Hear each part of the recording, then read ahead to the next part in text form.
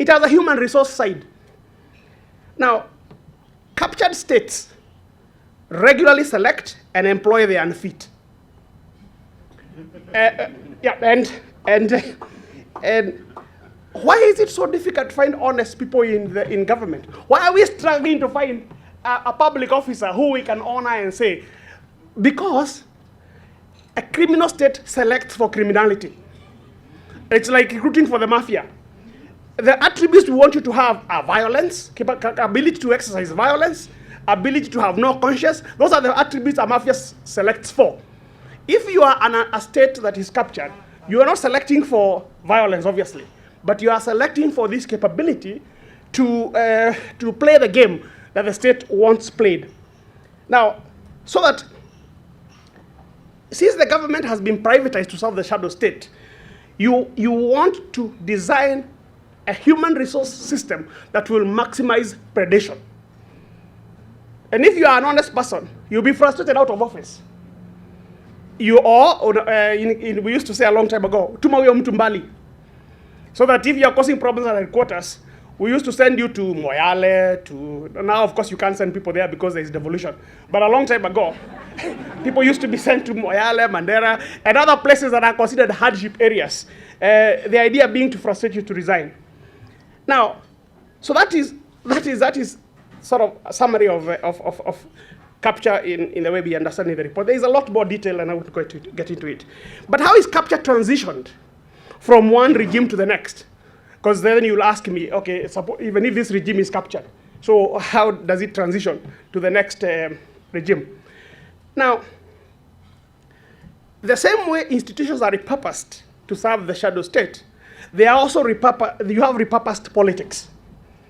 So that the entire purpose of politics is to reduce the ability of voters to destroy the capture elite. That capacity must be destroyed. So that we can talk about elections in a bit. Now, and how is this done? This is done by compromising electoral management bodies, and we'll talk about that in a minute, and also ensuring that the vote doesn't count. Finding a way of blocking the effect of the vote. It's not an accident that we had a controversial election in 2007, we had a controversial election in 2013, and we had a controversial election in 2017. It's not an accident. These are not things that are happening by happenstance. This is part of it, part of the design. The second thing that is done in terms of repurposing politics is appropriation of moral language. The moral language is appropriated and mobilized to give a simulacra of legitimacy on corruption. So for example, corruption isn't a big thing, it's kitu kidogo. It's a language of gifts. Msaidie huyu. Hawa ni watu wetu. Chai. What this does is to allow smash and grab to happen, and then tokenism to cover up the immoral activities. If the Harambee report of the task force on Harambee, one of the things it demonstrated is why do politicians spend so much time on churches and schools? Why do they give so much money to churches and schools? To get moral absolution. A lot of politicians are also church elders. Yeah, you make a donation and you're promptly made a church elder. So that by morally compromising moral institutions, the moral leaders become the voice of the corrupt politician. So during campaigns, it is a church putting forward, huyu ni mzee wa kanisa, huyu ni wetu, ametujengea belfry, ametupa viti. So this is how it works. So the repurposing of politics has got an institutional dimension that deals with electoral management bodies and so on and so forth, but it's got this moral, sociological, anthropological dimension that then allows a country as a mass to be mobilized in support of. So what has happened is that our moral language has become anesthetic. It has killed our ability to express outrage. Because the words we can use to express outrage are not our language. The language has been appropriated by those who have been robbing the country. Now, capture also helps us to explain why scandals like Goldenberg never get resolved. And this transition also helps us to understand this. Why do Goldenberg are releasing, and I suspect Eurobond, how come they will never be resolved? Because, think about it. If Moi benefited from Goldenberg, and Moi transitioned peacefully to another group of capture, resolving Goldenberg would mean jailing Moi. Yeah? So, and that will be antithetical to the goals of capture. So that Goldenberg cannot be resolved. But at the same time, it can't be allowed to die. Because if it dies, it compromises the succeeding regime, because it suggests the succeeding regime is not fighting corruption. So that you are caught in this bind where you can't resolve Goldenberg, because if you do, you will have to jail your predecessors, and you can't resolve it, because you cannot abandon it, because if you abandon it, the public will see through the racket that is state capture. So that these scandals are transition regime to regime. Yeah? So Anglo-Lisi is still alive and is still existing. Eurobond will be transitioned similarly. So in a period of about 30 years, you're going to have 3 major and many more unresolved scandals, which will never get resolution. Okay? Capture also helps to illuminate alternative paths to reform. How does it do that? You see, if you abandon the view that there is a decent state trying to govern, yeah, then you'll see through what its reform agenda is. The reform agenda of a state that is not trying to govern is to demobilize progressive reform-minded forces. How does it do that? It invites you to conferences and seminars to identify the ways to fight corruption. Yeah. It shepherds people to reform, people who want to reform, it shepherds them to state institutions. So for example, if you say, oh, you know, the anti-corruption authorities are weak, you're told, okay, suggest amendments to the Anti-Corruption Economic Crimes Act. So you suggest the amendment. Take them to Parliament so they can be implemented. So you take them to Parliament. But Parliament is already captured. So that the process of policy making, you become a hostage of the process of policy making, and all you do is run on a pumpkin. There is a lot of motion, but there is no movement. If you ever see somebody running on a pumpkin, the pumpkin is stationary, the person is busy running, he is stationary, there is no movement, but there is motion. This is what it becomes. So that once you abandon the view that there is a state out there trying to govern, and you adopt the view this state is repurposed to private ends, you see through the gimmicks of reform. Now the problem is the traditional arsenal of democracy, which is political legitimacy, strong laws, mobilized and informed citizens, vibrant media and civil society, fearless and independent judiciary, effective oversight institutions, either do not exist or are not allowed to operate. So you come full circle. The theory we had in 1990 is that once you transition to democracy, democracy enhances accountability. Once you enhance accountability, people can't be corrupt. But once you see that you can hollow out the state, the former state, and make the former state serve as shadow state, then democracy loses all its weapons for enforcing accountability. So then the report goes into tales of capture, Goldenberg, Anglo-Lisi, and Eurobond. Now, I don't want to go through these case studies. I just want to highlight what they have in common, which I think is an important point. Okay. First, the way a scandal evolves in Kenya, the way a big scandal evolves in Kenya, has now a pattern. Begins with indignant and outraged editorials by newspapers. Okay? It is then followed by months of stonewalling by government, denying, saying this did not happen, etc., etc. Then it is followed by fiery speeches by politicians, saying, I'm going to lay a dossier before Parliament, there is a series of things they do. It's like a mating game. There are a series of things that they do. Then, that is followed by high-profile arrests. Then you get jubilant headlines by the newspapers. They move from the tone of indignation to now jubilation. And then, after a long period of headlines, because we have got the attention span of a little baby as a nation, what then happens is that after 6-7 months, the people who are arrested, their cases are quietly dropped until the next scandal happens. And then the cycle is repeated. That's a story of Goldenberg, it's a story of Anglo-Lisi, it's a story of Eurobond. That's the pattern. Now, what lessons do we draw from state capture scandals? There are 8 lessons to be drawn. First, capture depends on control of the presidency and operates on the rule that no one should be allowed to threaten the presidency. And I think John Gedongo has enough stories on this. Threaten the presidency and other men of power, it's usually men. If you look at Goldenberg and Anglo-Lisi, they drew in some of the most powerful people in government, internal security, constitutional affairs, finance. They do it the most powerful people in government. Yeah. So because you have to remember this. If you are an insider around the presidency, you have to remember that you do not want to be insecure after the president leaves power. So it is important that this be collectively understood within this elite near the presidency. Now, once the presidency is compromised, this is number two, lesson number two, or conclusion number two. Once the presidency is compromised by mega corruption, what you then have is a climate of guilt, which makes it impossible for the presidency to fight corruption. And the reason why petty corruption, so what you call petty corruption, thrives is because the government is fully aware junior officers who have access to records cannot blow the whistle so long as they themselves are being allowed to profit. So that what you have is a moral compact. Call it an immoral compact. You have an immoral compact where, because the high office, the presidency and its associates, have already been compromised by this mega scandal like Goldenberg, Moi then couldn't fight corruption. Same thing happened to Kibaki. Same thing has happened to Uhuru.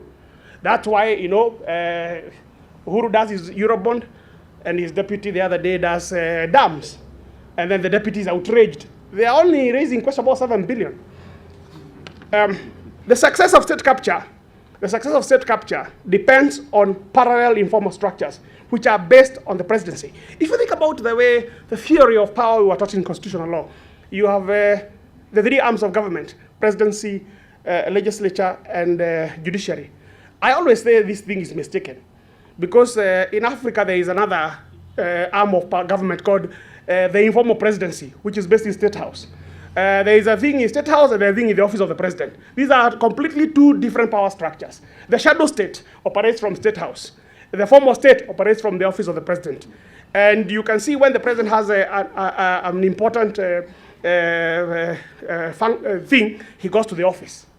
Meaning this is formal. Please record.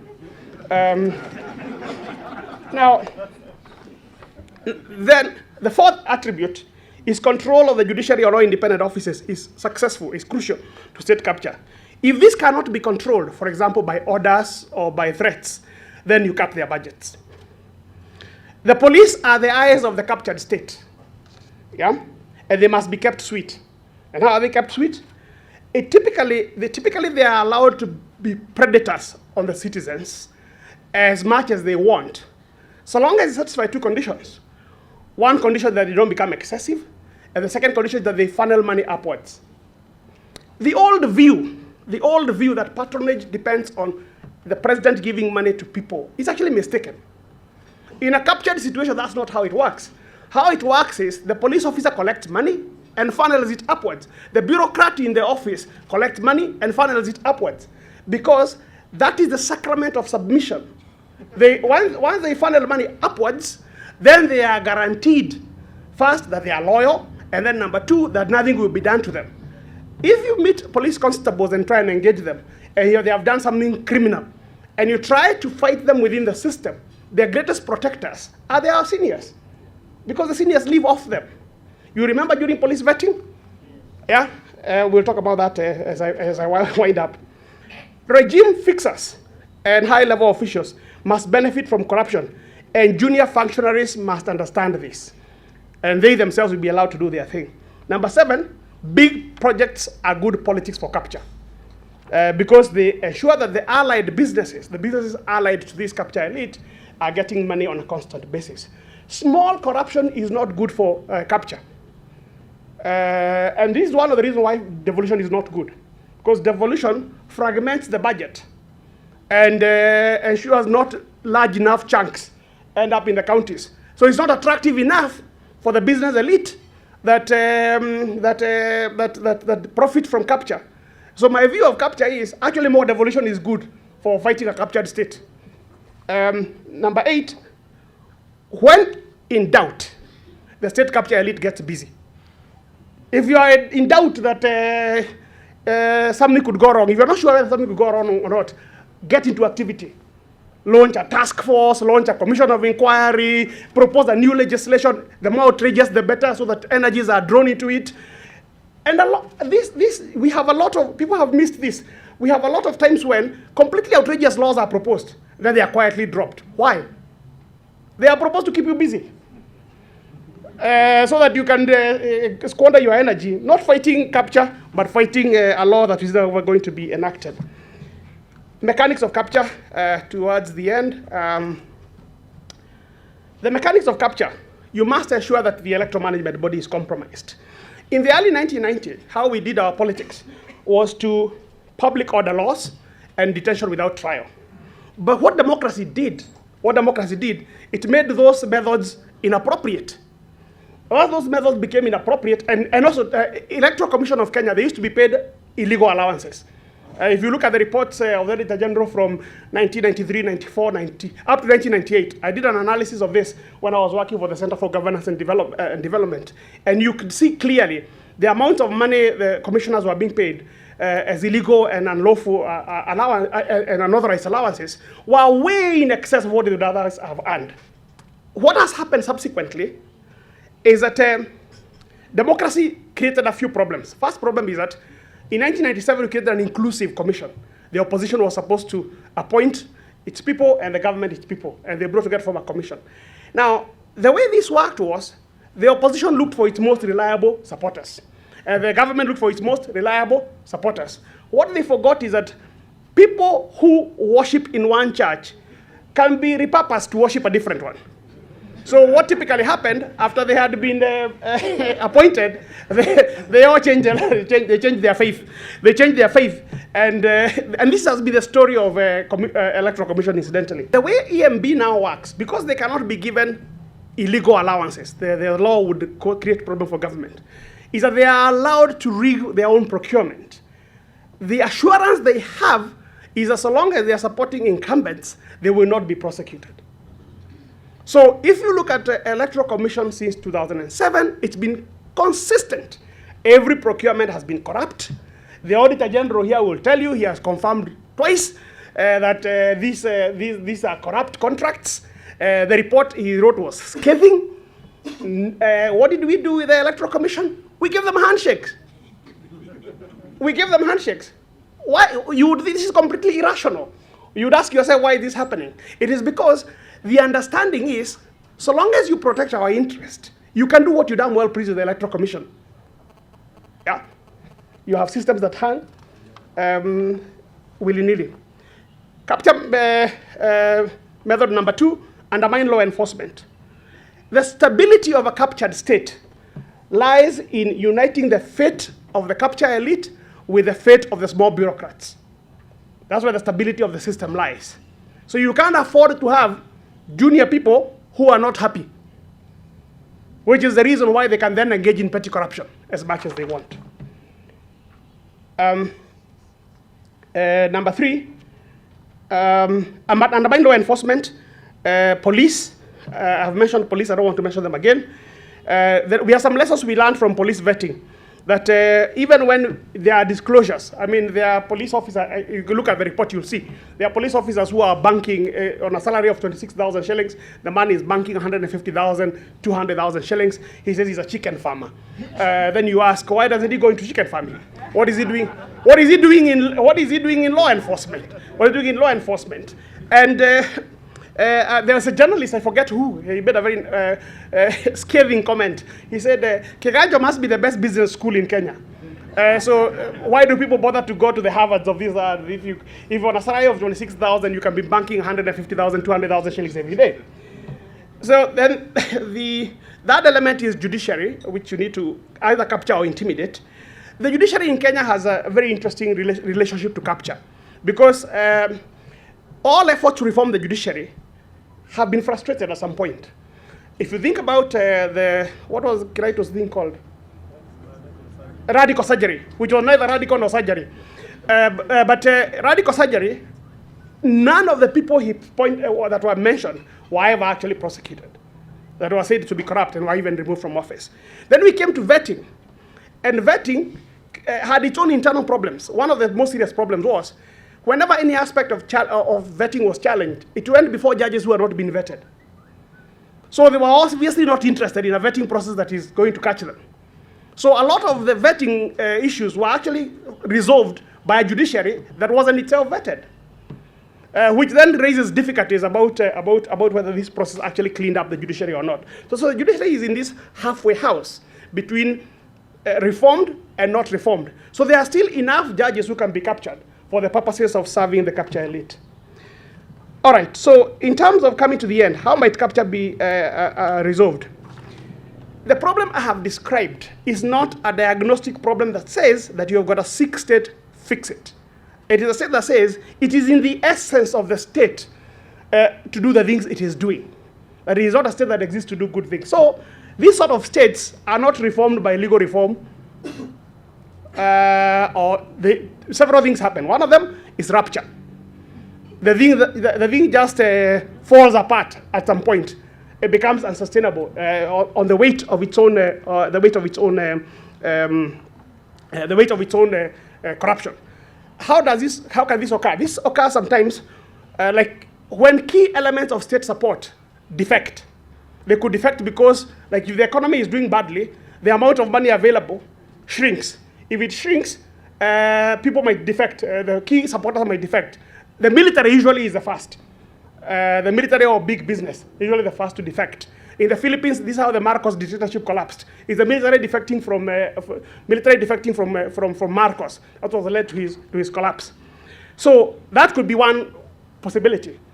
The other thing is the political impact of failed economies or economic crisis. Economic crisis is another way in which rupture or even state capture can be undone quite quickly. The crisis, the fiscal crisis, and David can talk about this is his field, not mine. The fiscal crisis in Latin America was responsible for the wave of democracy that hit Latin America in the late 80s to early 90s. Because if the economy isn't growing, capture isn't sustainable. Yeah. Then corruption becomes unsustainably high and undermines economic growth and other social goals. Now that can outrage people. I mean, we saw in Brazil during the World Cup, just the number of Brazilians who came out to the streets nearly ruined the World Cup for the government because they had gone to a point where they were upset with the way the elite was running their affairs. Now, or you could also have a situation where a powerful anti-corruption coalition overwhelms the capture elite. This takes a bit of time. There's a campaign that was run in India. I think I paid a bribe or something like that. There was a campaign that was run in India that was very effective. It's not as easy to do as it sounds, but it can happen very quickly. Remember, I don't know how many watched the unfolding of the Tunisian crisis in 2011. I did. And I remember, you're into this? Okay. You can give us a inside story. This guy immolates himself because of some bureaucratic little thing. I think it was a license issue or something. He was a hawker. He was a hawker, yes. Yes. Then he immolated himself. Within 4 days, the thing that struck me, and I remember I was then in the office of the president in Rwanda, and I remember saying on the 4th day, this is not going to end well. Because on the 4th day, women and children joined the protest. And when women and children join the protest, that is going downhill. So I was struck, and I told the guys in the office, this is not going to end well for Tunisia. I told them, no, this government, this government, the other. It unraveled so quickly, even the elite in Tunisia didn't actually appreciate just how quickly it unraveled. I think by January 11th, having begun on January 18th, by January 11th, they were, December 18th, or January 11th, they were out of power. Yeah. It took less than a month. Sudan is, yeah. So there can be a powerful anti-corruption thing that can bring this down. Finally, what can civil society do?